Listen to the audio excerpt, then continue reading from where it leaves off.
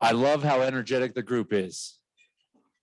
I think if I told my family how energetic the interoperability crew is at KLAS, like they would be blown away. So it is my pleasure tonight to introduce Micky. We wish he could be with us here in person tonight, but we'll pretend that he's in 3D instead of 2D. So Micky, I think I mentioned this morning that you were the interoperability moderator 7 years ago at our KLAS summit, the first KLAS summit. And it only seems appropriate in the circle of life that you're now pushing on the same thing from a much bigger scale, and that we're still here pushing forward 7 years later with, I think, a lot of progress and a lot of room to grow. But I am going to share a few things about Micky, some of which you may not know. And the number one thing around that is he is the National Coordinator for Healthcare IT. So if you didn't already know that, you may be in the wrong business.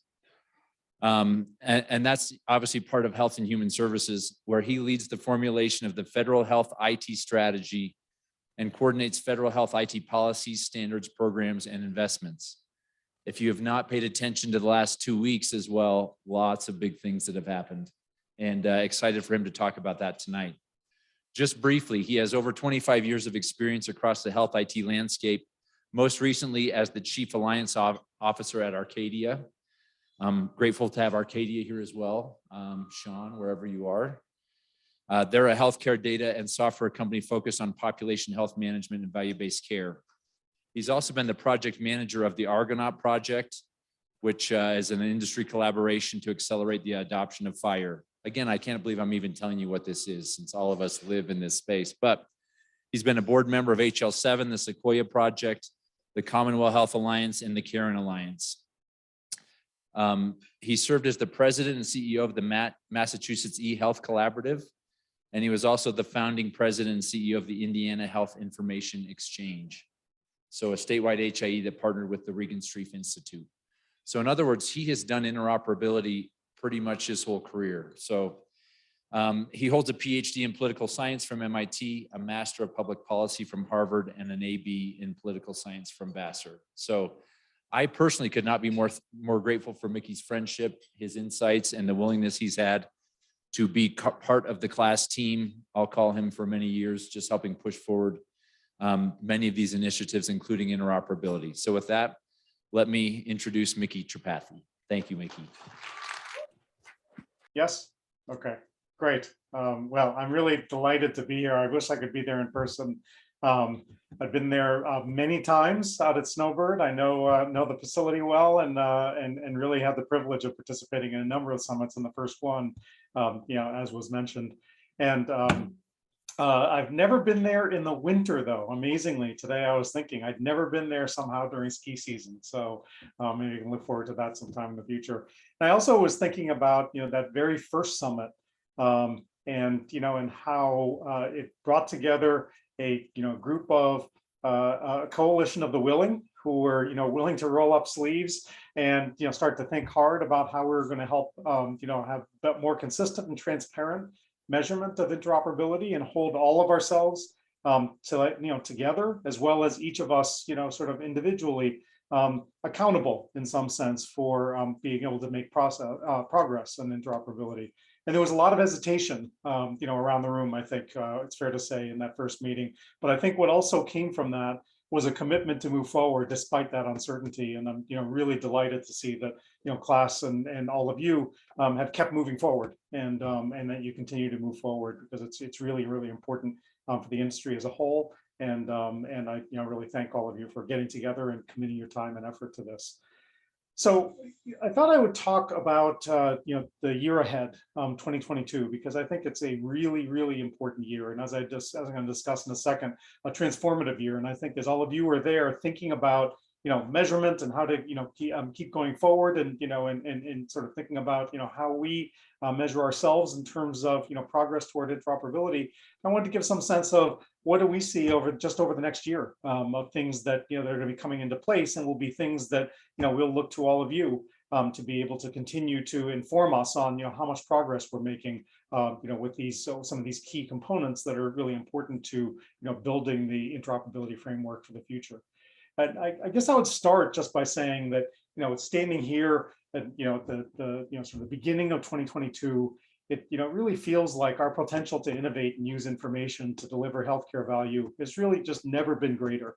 And I say that, with looking back now on, over the last decade, where we spent, over $40 billion in public dollars, probably at least an equal amount in private dollars, and even more amounts in, the huge sweat equity of EHR vendors, providers, and other stakeholders to implement electronic health records, to the point that we now have over 90% of providers on EHR systems, which is a relatively short time when you think about, doing that in arguably the most fragmented and most complex part of our economy. Being able to, basically flip that equation from about 10% of adoption of electronic health records to 90% adoption, in a relatively short 10 years. The reason I say that, that I think that our potential has never been greater is that that's now behind us. So we can now focus on what a 21st century healthcare system designed on a foundation of electronic data can be. Because I think, as all of you know, our system is still based on sort of, the vestiges of how was it designed for a paper-based world. And now that we're emerging from that, and we've got, sort of, the beginnings of a real electronic foundation, how do we want to think about, reconceptualizing, healthcare? How do we want to reconceptualize the way technology and workflow and, and healthcare delivery all intersect to be able to deliver greater value, better treatment, as well as better opportunities for us to, to have, better medical science, public health, population health, all of the things that we want to be able to get out of, an electronic foundation of health information in our country.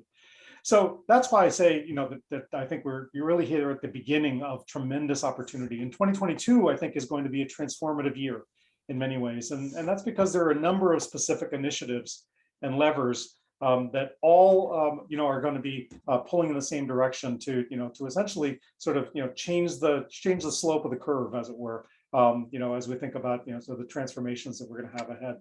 So underlying these things, before I go through some of the key things that are going to be coming into place in 2022, I thought I would just just identify for a second and highlight what are ONC's operating principles underlying all of these things. And I would point to three. One is, how do we have just the right amount of regulation and government presence? I mean, I think, as all of you know, everyone has a different view about, how much regulation is too much, how much is too little. Always want more regulation on the other person, less on me. And we've all been there, and we've all, sort of done that and appreciated that. And I think, one of the challenges, and I take it really seriously here at ONC, having spent 20 years in the private sector, and now, just crossing, over the last just a year ago, and onto the federal side of the wall here, of, what is the appropriate amount of regulation? Because I think in healthcare delivery and in healthcare IT in particular, regulation does play a really important role because the industry is so fragmented. It's so fragmented on the supply side and the demand side. And so, when you have a situation where there's too little regulation, it's really hard for the industry to move forward, just because there are too many interdependencies across competitors or value chain adversaries. So it's really hard to get that kind of collective action, to be able to move forward, which happens in many ways through market coordination in other sectors, but it's really, really difficult in healthcare. On the other side, if we have too much regulation, I think, as all of you appreciate, it really shuts down innovation, and it doesn't accommodate the tremendous local heterogeneity that exists in healthcare. And as we know, every market is really different in healthcare, and there's just a lot of variation that that we need to be able to accommodate as we think about a regulation, to make sure that it's going to be feasible for people to be able to implement, whether they're in Alaska or Alabama or Massachusetts or Arizona. So that's, the first thing is, trying to be very judicious about thinking about, what is the right amount of regulation to help us all move forward, but not to stifle our ability to move forward. The second thing is, rather than trying to determine or predict where the industry is headed, we're really focused on, how do we sustain basic principles and building blocks for an open health IT ecosystem? And that has, a couple of components. Open architecture systems based on open industry standards. That doesn't mean open source. right? I'm very much a believer in proprietary systems, very much a believer in being able to get paid for the work that you do, but open architecture systems based on open industry standards so that they're accessible, according to open industry standards that, that we all agree to. And being able to have platform-based business and technical models, 2+ multi-sided business and technical models for producers and consumers of information to be able to easily interact with each other. And that means finding each other, being able to contract and execute easily, and to do so in a trusted and safe manner. We tend to think of that as health information exchanges or network interoperability, but I think there's a broader context if you look across the internet economy, both in the US and across the world, that the platform-based model of having these kind of multi-sided opportunities for exchange that take out all so much of the data wrangling and the transaction costs of being able to share information, so that we can really focus on just getting value out of the information itself. So I think being able to move us, having a foundation that enables more and more of that is a really important construct for us here at ONC. The last thing I would point to is just a reminder, that from our perspective, business to business is just as important as business to consumer. So, we've had a lot of focus over the last few years in 21st Century Cures Act on business to consumer, which is hugely important. And I'm not trying to diminish the importance of that at all. But we don't want to diminish the importance of business to business interoperability, because that's the foundation on which everything happens. That's the foundation in which care coordination happens. That's the foundation in which population health, public health, all of that is about a solid core of business to business interoperability that underlies all of it. And yes, we need to be able to do everything we can to make sure that consumers / patients have access to their information and are able to express their and act on their right of access to their information, but we can't pretend that that is the only type of interoperability that we're concerned about. So we're very focused on the B2B as well as the B2C, and I think you'll see that in sort of everything that we're doing going forward here. So why do I think 2022 is going to be a transformative year? There are a number of key pieces of the 21st Century Cures Act that are coming into effect, and I just thought I'd go down a few of those just to talk about what those pieces are and why I think those are going to be really important for us. One reminder for all of us is that the 21st Century Cures Act was passed in December 2016. Just think about how long ago that was. Actually, I have a good way of reminding you of how long ago that was. It was signed by President Obama with very strong bipartisan support in both sides of the Congress. That's how long ago that was. So 2016, that was a long time ago, right? It was over 5 years ago that law was passed. And so we've had a lot of time to start to wrap our heads around what was that law saying, what was that law requiring, and how do we as an industry adjust to what is the law? So there are a number of different components to it. Let me just talk about, I'll talk about 3 aspects. The first is information blocking. As many of you may know, the law called specifically for a prohibition on what was called information blocking, which was the interference with access, exchange, use of information by authorized parties. I kind of think of information blocking as being a complement to HIPAA. And I know there's it's always hard to sort of figure out the complexities of how does information blocking work with HIPAA, and do those two they conflict, or are they completely separate? I think of information blocking as a complement to HIPAA, and the reason I say that is is sort of in 3 ways. One is the information blocking rules cover a broader group of providers than HIPAA does. So HIPAA has regulated entities, as we know, covered entities, business associates. The information blocking rule actually is a broader definition of providers. So it includes a lot of providers, for example, concierge practices that aren't covered by HIPAA because they don't do electronic transactions. They are actually covered by information blocking. So you've got a lot of parts of the healthcare continuum actually that fall under information blocking that don't fall under HIPAA.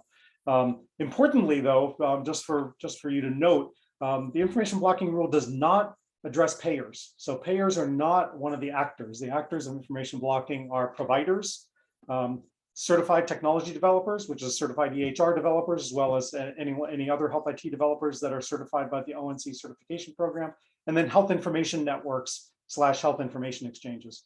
And you should just keep in mind that the definition of health information network has a, it's got a definition about the way information is shared that would qualify as a health information network. So there are many organizations out there that may not think that they're health information networks, but they actually are according to the law.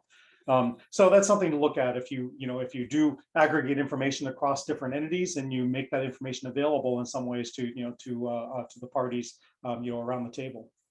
So the first is then it's a broader group of providers. The second way in which it complements HIPAA is that it basically requires information sharing with other authorized entities as allowed by federal and state law, rather than just permitting. As many of you may know, HIPAA says that you're permitted to share information if you're a regulated entity, like a covered entity. You're permitted to share information with other authorized entities for treatment, payment, and operations without the consent of the patient. What the information blocking rule does is it comes along and it says, well, not only are you permitted to, you're actually obligated to. So that's the second way in which it complements it. It takes it one step further. And then the third way that it complements it is it basically updates the expectations of information sharing with patients to basically bring it up to an electronic world. So there are certain HIPAA HIPAA aspects that say you have 30 days to respond to a request for patient information, for example. I think we would all agree that if we went to our bank and tried to log into our system and wanted our financial information, they said that they would get back to us in 30 days and they would charge us $6 a page or something, that we would be very frustrated and really pretty pissed off. So the information blocking rule covers that as well and just says, hey, we've got an electronic foundation here. Providers, EHR vendors are providing patient portals.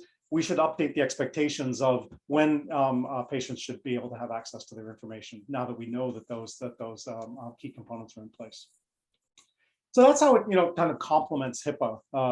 And some of the key aspects now of that that are going to come into play are on May 1st, 2020 was when the ONC final rule was published. So that was before I joined. I joined in January 2021. But May 1st, 2020 was when the final rule was published. It got delayed twice. And then we put it into effect on April 5th, 2021. So it's now already, we're coming on 2 years since the final rule was actually published from ONC. And then, on April 5th, as I said, it went into effect, meaning that all of those three types of actors are required to be in compliance with it. An important part of, what's going to happen this year now is that you've got a couple of things. One is that the rule specified that from April 5th for 180 days, it essentially gave, sort of a glide path, or 18 months, sorry, not 180 days. It said 18 months, tried to give a glide path on what information is required to be available. So, I described before the obligation to share information. That begs the question of, well, what information? What am I supposed to share? Now, I'll just point out that the law says, and this is a direct quote from the law, so I can't change it. I can't do anything about it. I can't reinterpret it. What the law specifically says is that the sharing of information requires, quote, complete access, exchange, and use of all electronically accessible health information for authorized use under applicable state or federal law. And I would just underline all electronically accessible health information. And that's right from the law. Again, that's not an interpretation that ONC or HHS has made. That's what the law itself says. So what we did is we said, well, let's put in a little bit of a glide path here, because all is really complicated in healthcare. And you get into a complex, medical record, get into a large hospital system with a number of complex patients. That idea of all information has a lot of different forms. You got images, you've got tracings, you've got narrative notes, you've got structured data, all of it spread across a number of different systems. So let's not pretend that we can just do that right away. So it gave an 18-month glide path to say that, well, starting on April 5th, what's required to be made available is the US CDI, which most providers and certainly electronic health record vendors are very familiar with, because they're already required by regulation to be able to make that available in patient portals as well as for interoperability. That's been in place for a number of years and is pretty well mature in EHR systems and in provider organizations. That's also the basic payload for most of the networks that we have today. The nationwide network certainly, as well as a number of HIEs, use the US CDI, the US Core Data for Interoperability data set as that core. So that's already in effect. what comes into effect now in October 6th, which is the 18 months that I was describing after that applicability date, is the expansion of that definition of what's required to be made available, which is EHI, electronic health information. It goes to that congressional requirement of all. And what that means is that all information that's electronically accessible, structured, unstructured, whatever it is required to be made available. And so that, that's really complicated, in a number of different ways. One of the things that we're looking at, and we're getting a lot of feedback from the industry, is a part of the complexity of that is that we've worked over the last decade with provider organizations and with vendors, on basically saying that you follow the meaningful use program, the CMS promoting interoperability, whatever, all of its earlier names and what it is now. And if you have certified EHR technology, that will support your ability to participate in those programs. And so it was very much sort of a hand in glove kind of thing. Here's what you're required to do, and here is a system that will provide you the capabilities through ONC certification to assure you that you'll be able to do that. Well, the information blocking rule is a little bit different in nature. It's actually disconnected from EHR certification. So providers can't assume that EHR certification is going to completely support their information blocking requirements. And indeed, they really should not assume that, because it really is completely disconnected. They are two parallel things. Certification can help with certain aspects of making information blocking compliance easier, but it does not answer all the questions. And why do I say that? Well, first off, the information that's required to be shared when we get to this idea of all goes beyond the EHR, and it goes beyond what EHRs are used to being able to surface and make available outside of the EHR system. So I divide it into three categories. One is that US CDI, which we already described, and all EHR systems are basically able to capture that and surface it and send it in a variety of ways. Make it available in a FHIR API or a proprietary API or a CCD. That's all within certified EHR systems. The next category, though, as we move to this concept of all, is, well, what is EHI that's beyond the US CDI and still in my EHR?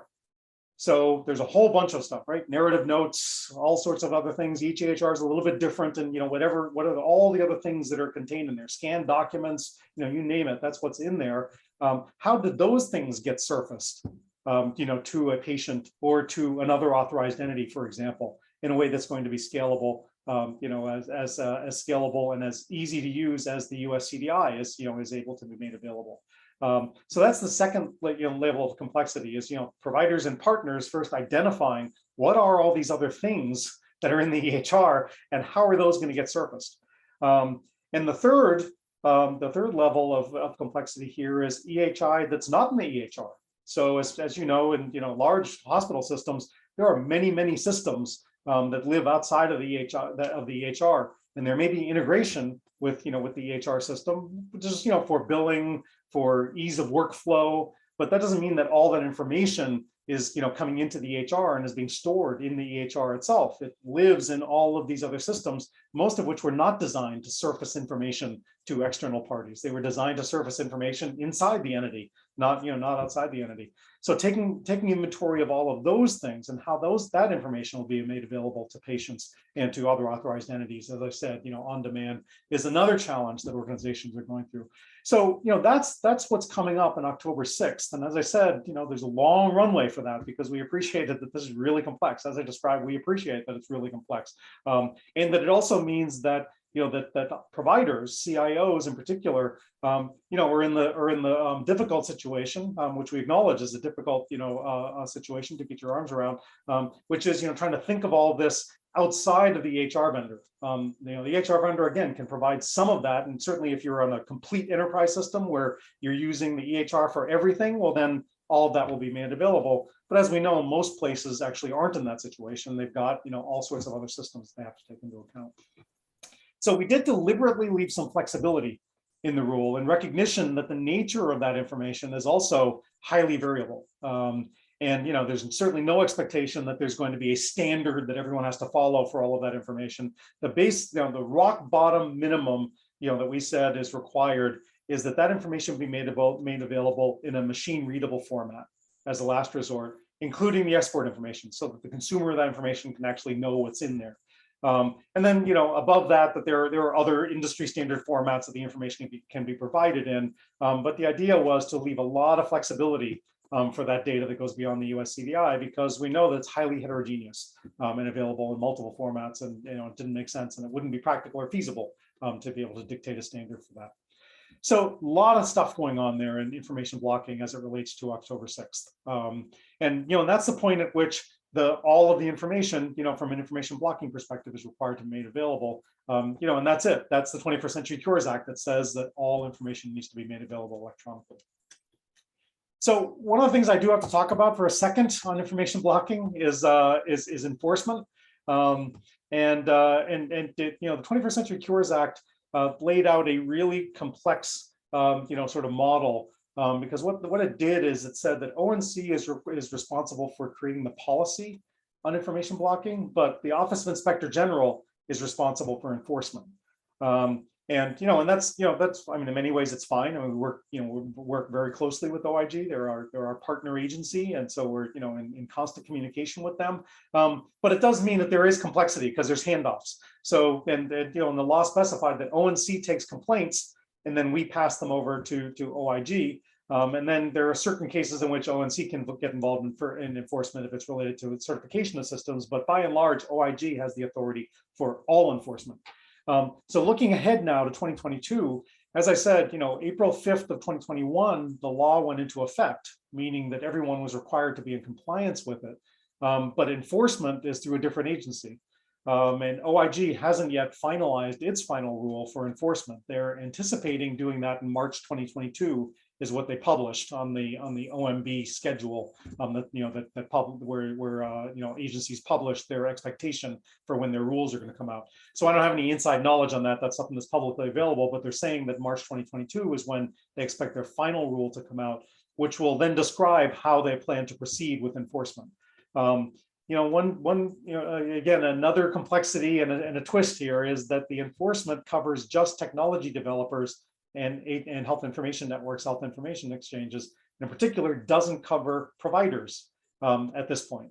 And one might ask, well, why is that? It's because the law had another sort of peculiarity in it, in that it specified penalties for those who were found in violation of the information blocking provisions of $1 million per incident, up to $1 million per incident in civil monetary penalties that could be assessed by the Office of Inspector General. But what it said for providers, but that only applied to technology vendors and networks. What it said about providers is that the Secretary of Health and Human Services will determine what are called appropriate disincentives, quote unquote, was the exact term that was used. And for whatever reason, those have not been defined. And so we're working really hard, with across the department to identify those and and that'll go through regular notice and rulemaking. So there'll be no overnight surprises, and that will have to go through regular rulemaking, and so there'll be plenty of opportunity for public comment and draft rule, final rule, all of those regular processes in place. But just for everyone's awareness, that's why you have a little bit of that disconnect, was because of the way the law was written, and there's now a process in place to determine what those appropriate disincentives will be.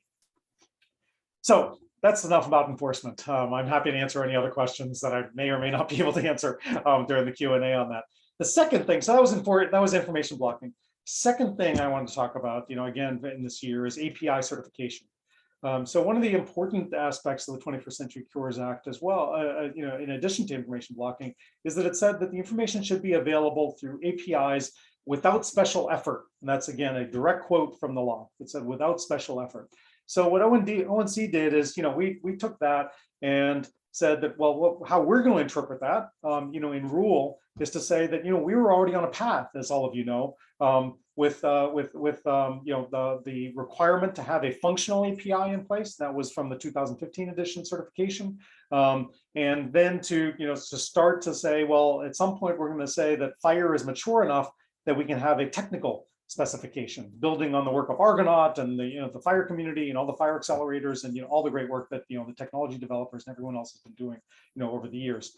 And so taking the 21st Century Cures Act, that then turns into the certification requirement for every certified EHR vendor that has deploying certified APIs to have in place in their customer base, across their customer base, by the end of this calendar year, a very specific FHIR API, a technical specification for FHIR R4 compliant API. And that's not just for patient uses, that's for all uses that the provider would like to use it for. So that's really important step up. I think we'd all agree. One, that it's required to be installed across the customer base by the end of the year. I think one of the things that we had learned in the past was that when we put a date in, often that would mean that it was available for just in their GA. So it's generally available, but then it took a year and a half for it to get implemented across the customer base. What the rule specifically says is, no, it actually has to be in place across the customer base by the end of the calendar year. So that activity should be underway, with the HR vendors. The other thing that's really important is that now we have a single technical specification across the healthcare delivery system for a FHIR API. And that's, remarkably, given the adoption that we've seen of FHIR and FHIR APIs, there is no requirement right now from ONC that's in place and enforced right now that says that anyone had to implement a FHIR API. So that's really a testament to the industry's moving forward and being innovative and and just leaning way forward into FHIR, that they've the industry jumped ahead and and implemented FHIR APIs at pretty large scale actually. But now we're going to have the requirement to say, all right, let's just seal the deal now. Let's get everyone in place so that now we have a common API specification across the industry that allows scalability of apps and other capabilities across the healthcare delivery system, and starts to really put us in a position to have the kind of platform economics that I was talking about before. And again, importantly, those are APIs that are required to be available for use by the customers, by providers who are the customers, for whatever purpose they want. They're not restricted to patient access. Those FHIR APIs can be made available to anyone that the provider wants to make those APIs available to. And that applies not only to individual level APIs, but also the bulk FHIR specification as well. As many of you may be familiar with, that's the ability to get information via FHIR API on a roster of patients, not just one patient at a time. So, huge amount of activity, I think, on the API certification front that's going to, make put us in a much better position by the end of this year to be able to, start to see how this is, a platform, an open ecosystem platform of APIs that allows us to have, a ton of, sort of rich use cases and a lot of innovation building on that. The last thing I'll point to is TEFCA, the Trusted Exchange Framework and Common Agreement. Which is a nightmare name, but that's the name that we inherited from the law. And that's basically to be able to create a governance structure for network-to-network interoperability.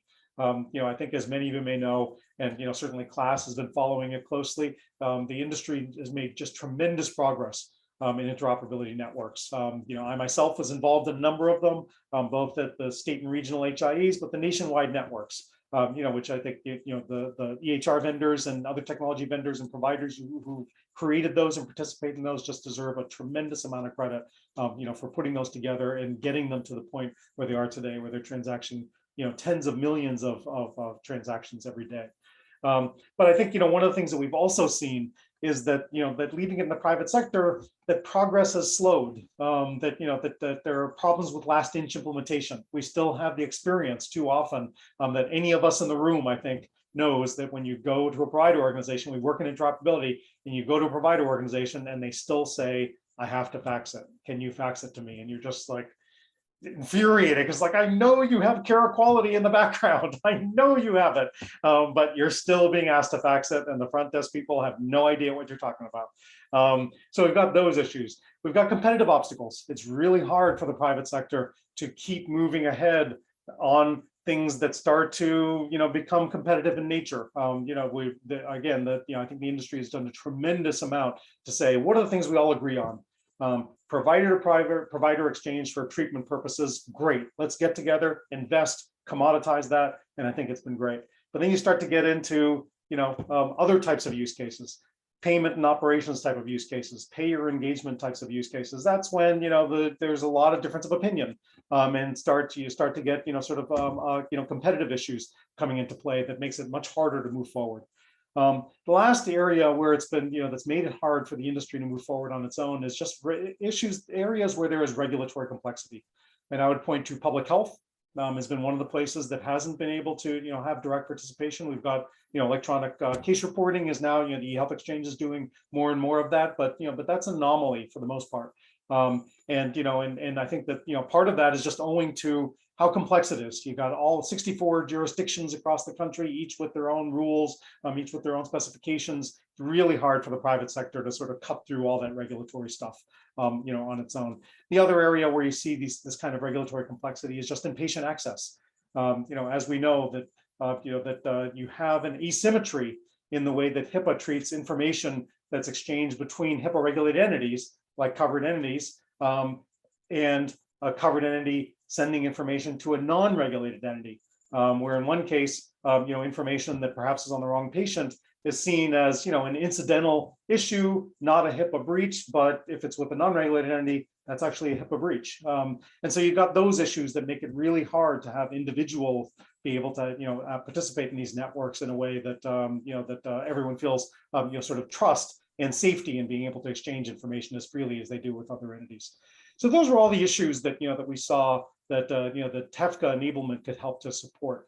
So, we did, again, there was a lot of work done over a number of years. It did seem to, kind of disappear a little bit, I think, as many of you may agree. For a while there, hadn't been a whole lot of news about TEFCA for a number of years. But we did a lot of work to re-energize that. And as I said, and on January 18th, we announced that that it was available for network participation. So with our partner, the Sequoia Project, we're now working with a number of organizations that are starting to review the contract, the common agreement, as well as starting to review the standard operating procedures, and and starting to make decisions about whether they want to be able to participate in this. And we're pretty excited by the engagement that we've gotten throughout this entire process, and the engagement that we're getting now that all of those things are out there for people to be able to look at, And we still have high hopes that that before the end of the calendar year we'll have a couple of of QHINs, as they're called, not only onboarded but but up and running for for the first ability to be able to have these exchanges under the TEFCA framework. One other thing I would point to in TEFCA, which is it's a really important part of it, which is an innovation actually from the previous versions of TEFCA that were released, is that it explicitly includes a FHIR roadmap. Previous versions of TEFCA were silent on FHIR. We think it was really important that that FHIR be included in the roadmap, if for no other reason than to just provide clarity to the industry of how do all these things fit together. Because you've got a world of FHIR APIs, you've got network interoperability, you have IHE over here and FHIR over here, and then FHIR in both of them, and a lot of confusion about how do these things fit together. So we thought it was really important to lay out a FHIR roadmap that that first says how can TEFCA be valuable to standalone smart on FHIR apps that already exist there. So to the extent that we've had FHIR adoption, it's really been in the smart on FHIR apps, the standalone apps that support point-to-point interoperability. And the question that we asked ourselves is, how can TEFCA help to support those smart on FHIR apps and support point-to-point interoperability to provide better opportunities for scaling those? Because those are the predominant use of FHIR today, and those will continue to be a predominant use of FHIR. I think in the future, that's a part of the beauty of a FHIR API is you can do those kinds of point-to-point exchanges for a lot of interoperability, very customized interoperability, as well as some really rich use cases like CDS hooks and questionnaires and scheduling and a whole number of things like that. But those FHIR APIs, living on their own out in the wild. They're already encountering scalability issues because of the lack of network infrastructure. So things like an endpoint directory. How do I find the FHIR endpoints for these other clinical organizations? Where is the phone book for those? Right now there isn't one. And so that's a challenge for anyone who's trying to be able to do this at a nationwide level. How about record location? Where do I find where are the patient's records for me to even be able to know which FHIR APIs I should be querying if I'm, again, just doing this point-to-point out in the wild? And then, things like scalable contracts and, being able to have efficient and consistent security certs and administration. Those are all things that networks have, as a part of their core infrastructure and can be made available to support FHIR APIs. So even if the network isn't in the middle of the transaction itself, those network components can be made available to those who want to use those to be able to help support the scalability of their FHIR APIs. So that's explicitly, if you haven't looked at the fire roadmap, I urge you to and would love your feedback on it. But what we did there is we put in 2 levels. One was called facilitated fire exchange, with the idea of using network infrastructure to support fire APIs in the wild. And then brokered exchange, where the network itself might use fire as a transaction, sort of pattern. But both of those can be supportive. And the idea is, to be able to say, how do we, use those network components to support, greater use of, fire in all of its various forms. And also to bridge the gap between the fire API community and the network-based exchange community, which just in my experience, having been in both of those communities, they were really separated. They were the folks who were working on network stuff and the folks who were working on smart on fire stuff. And they really didn't, talk a whole lot. And they really lived in separate worlds. And, I think that one of the things that we're hoping to do, as you'll see in that fire roadmap, is to start to bridge the gap between those communities, because there is a lot of complementarity there that I think can, serve both sides. So I know I threw a lot out there, and there's a lot for all of you to work on in 2022. So, what do we think about the road ahead here? I like to think much more about information sharing than information blocking. I think as, because the thing I don't like about the term information blocking, and, and we inherited it, again, it was the exact term used in the law, so I didn't have a whole lot of choice on that. But the thing I don't like about it is that it has the suggestion that everyone is an information blocker until proven innocent. And my experience in the industry is that is absolutely not the case. It's not the case among any of the actors. It's really more a question of priority amid a ton of other priorities, and being able to say, how do we prioritize all of the various things that we need to be able to do? And now what we're saying with 21st Century Cures Act is, well, this needs to be moved up the priority list. And that's really, from my perspective, that's really what it's about. It's encouraging everyone to move interoperability and the obligation to share information in more seamless ways up the priority list, so that it actually can get done. And what I'm hoping is that as an industry, we can move from, what I think of as the minimum viable compliance mentality that we've had in the past with meaningful use, and all of you know what I'm talking about, to one that really just focuses more on the strategic opportunities. And just remembering that, that the burden on you to share is a burden on everyone else to share with you. And so, yes, it is, there is compliance, there's real compliance here. I talked about enforcement, I talked about, so there are requirements, but on the other hand, there's real opportunity as well for, for that frustration that every organization I know feels that when they're not able to get information from, from other parties, that they feel, would be just hugely beneficial to their patients and to their business models. So the question is, what are all of you, what is everyone going to do with that? Is that something that you're going to ignore or get boxed out? Or is it, going to be a recognition that we're kind of in one of those jump ball moments as an industry? And there's going to be a lot of opportunity up for grabs. And, and how do we, sort of take that strategic opportunity and, really move to the next level? I think, as just a final note here, I think that we've all seen, sort of, and lots of folks and, tracked, sort of progress in technology have, kind of noted that, that the history of technological progress is that it compounds over time. And we often overestimate what it's going to do in the short run, and we underestimate the impact that it actually has over the longer run. And in some ways, I don't know if we're going to find a better example than our EHR experience to date, whereas all of us know, we had lots of hopes and expectations and dreams about what EHRs were going to do for all of us. And as I said, spent 10 years, $40 billion, ton of sweat equity, in getting those in place. And you have a lot of, people saying, well, gee, we don't have the learning health system that we all thought we were going to have. We don't have this, we don't have that. But now we have the opportunity. And as I look ahead, that's where it feels to me like that we're going to see the compound growth. We're going to start to see that we can start to dream big now about what a truly digital healthcare system can do now that we have those pieces in place, and be able to get that compound progress that, that we've all been waiting for. So I, very much value all the contributions that all of you make to that, because, it doesn't happen without, all the efforts that all of you are doing. So, thank you so much. And I hope we have time for some questions. I'd love to hear what's on your mind.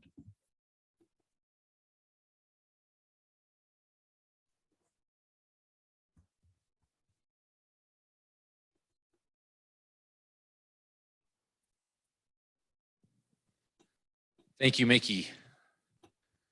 He plugged a lot into that in a few minutes, so I'm really grateful. And if you took notes, I hope you scribbled fast. So we are going to open up for questions for a few minutes. We have a couple of microphones, one upstairs and one downstairs. Mickey cannot hear you if you don't use the microphone. So let's open up. Do you have a question in the back? Mickey, thank you very much for your leadership, as well as for.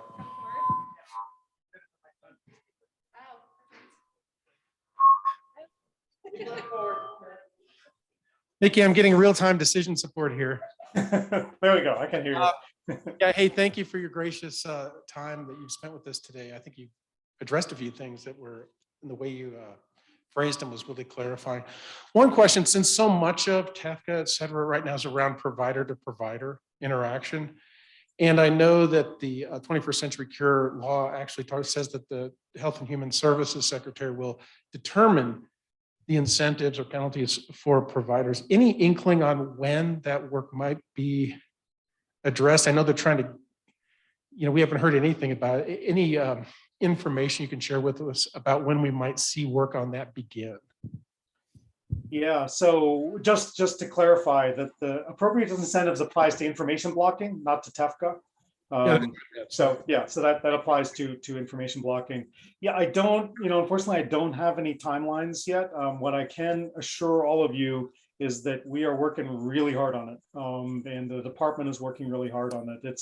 It's really complicated to just sort of say it's appropriate disincentives, and now you figure out how to do it. Oh, and also one of the things that the law said is with existing authorities. It said that you have to use the authorities that exist in the department today to determine those. So that's a part of the complexity, is that there are a lot of authorities across the Department of Health and Human Services, everything from HRSA to CMS to NIH to FDA, and you start to think, well, how would any of that work, and how would you figure out a mechanism for identifying what would be an appropriate disincentive, and then where is the machinery there to be able to do that? And you have to have things like an appeals process, for example. You can't have penalties or appropriate disincentives without having the opportunity for a provider, for example, to appeal a decision. So that's all of the complexity that that's there. So I don't have any timelines to share yet, unfortunately. But as I said, I can absolutely assure you we're working really hard, and working hard with the Secretary's office, and the Secretary himself is very aware of all the work we're doing and is pushing us on it as well.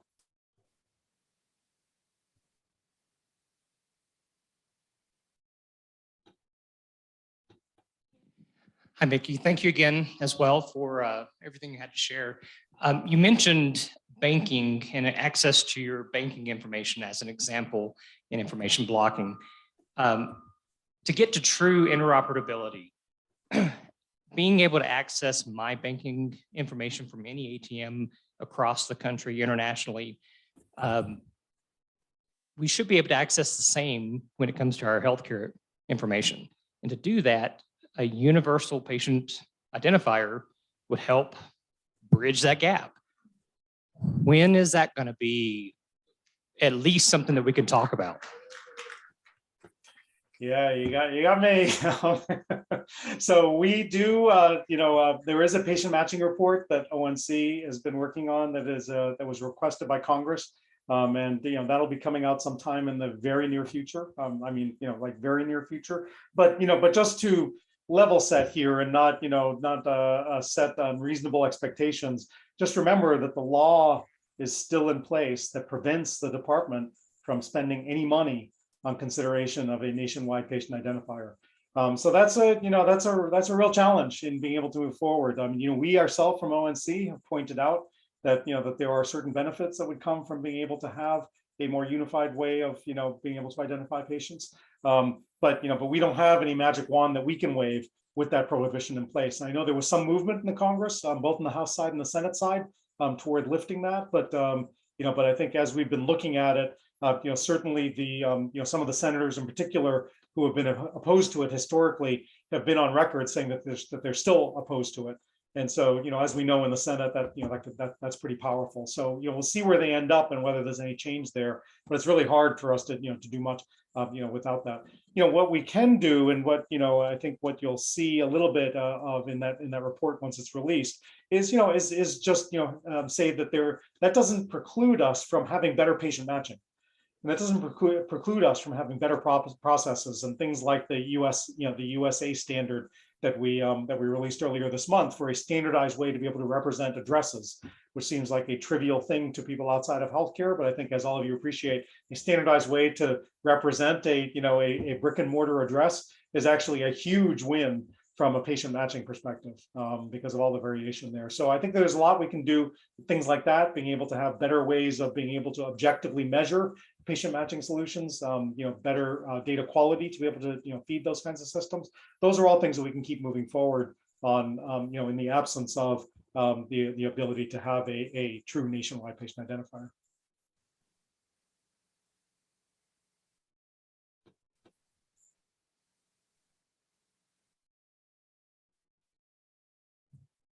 Mickey, it's Michael Marchant with UC Davis Health. One of the things on the provider side that we're looking at is that I have not only electronic health information in my systems, but I also have VCF files from genomics. I have BAM waveforms. I've got DICOM.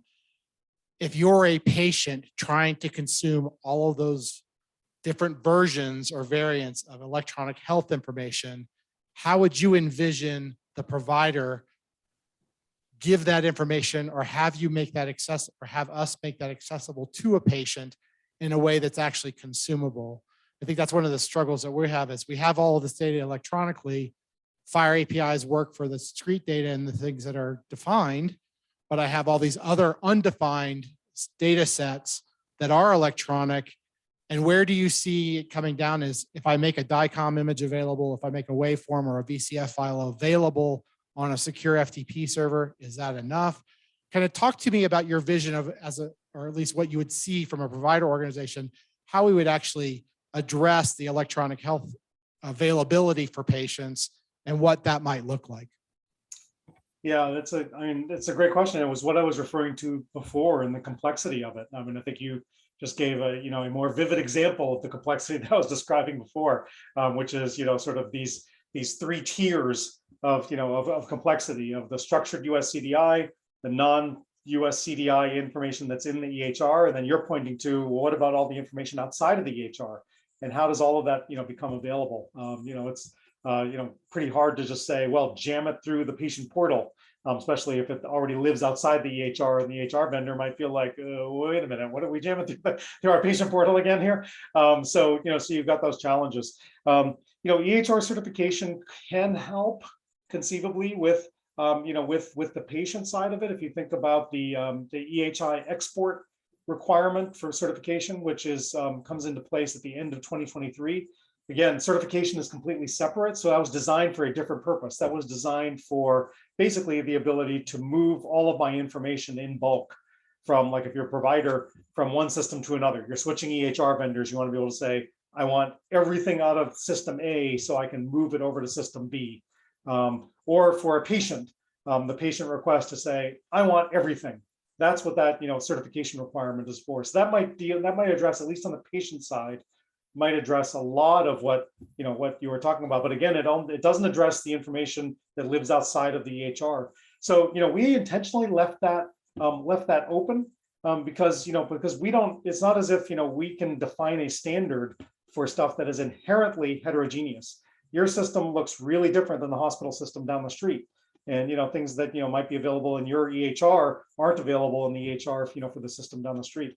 So I don't have an answer to say this is ONC's vision for how that should happen. In part because it's so heterogeneous. The minute that we said, well, this is our vision, there would be 20 organizations standing up saying that won't work for me because my system's configured this way, that my system's configured that way.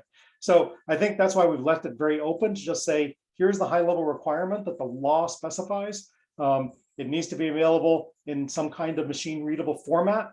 At the end of the day, if you can't go through any of the other formats, but then saying, this is something that we just need to let the industry innovate around, until we can, sort of see what are kinds of things that maybe in the future we might be able to, sort of create some kinds of, sort of collaborations or greater standardization at some level of, of some of that information that, is in that EHI definition, but lives outside of things that are easily accessible or easily surfaced and made available externally. I don't have a better answer than that because we intentionally didn't try to sort of overspecify that, knowing how much heterogeneity there is out in the market.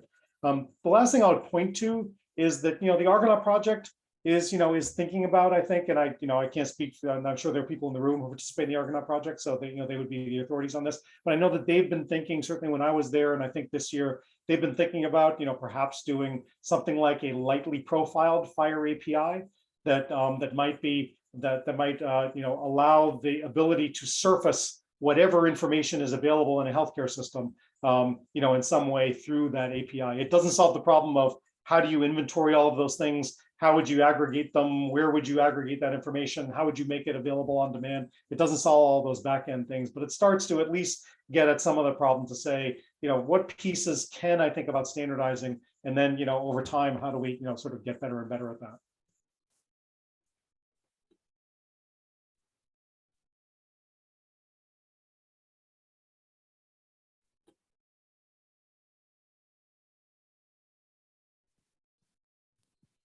Hey, Mickey, great presentation. Really appreciate Eric Iskiag. I'm the Chief Medical Officer at Novant Health in Charlotte, North Carolina.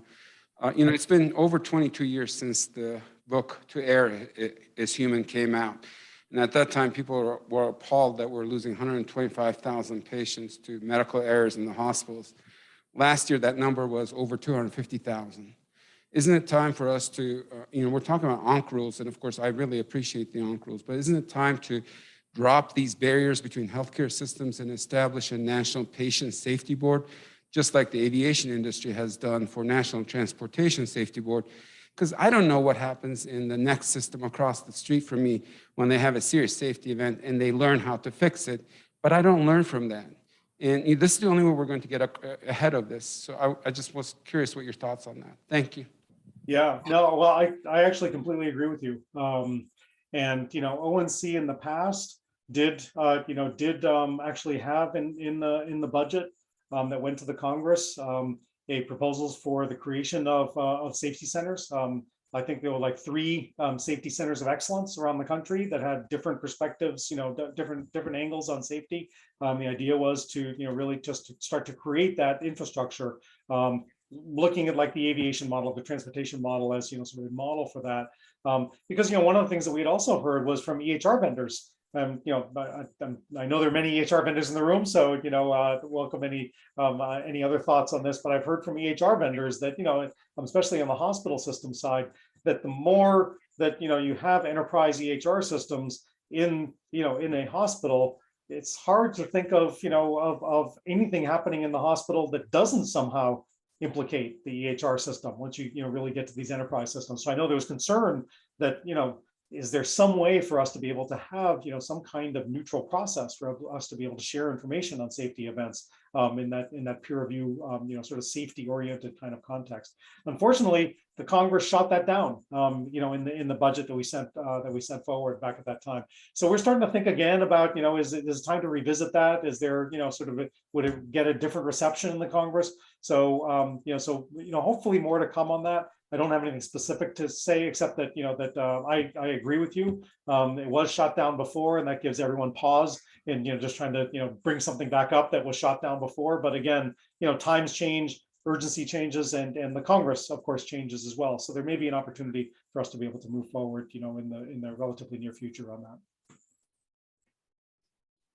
Thank you, Mickey. We appreciate your thoughtful approach to this. I know there's very few people in this room that want your job. So thank you for your willingness to tackle it. And again, in a very thoughtful, fair way, which we appreciate.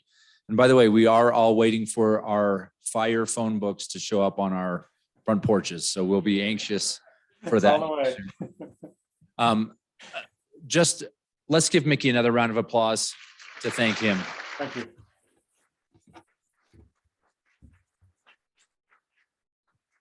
And Mickey, we do know it's late there on the East Coast, so thank you for staying up late with us to talk interoperability. That is sure. No, I'm happy to. Thanks so much for the invitation. As I said, I wish I could be there in person, and certainly please reach out with anything. My email is micky.tripathi@hhs.gov. I'm happy to interact with anyone on any issues, or direct you to the right people, or or set up a call and talk about your concerns. So please don't hesitate to reach out at any time. So thank you Great. so much. Thank you, Mickey. We'll let you go and appreciate All it. right, Thank you. Great. Take care. Thanks.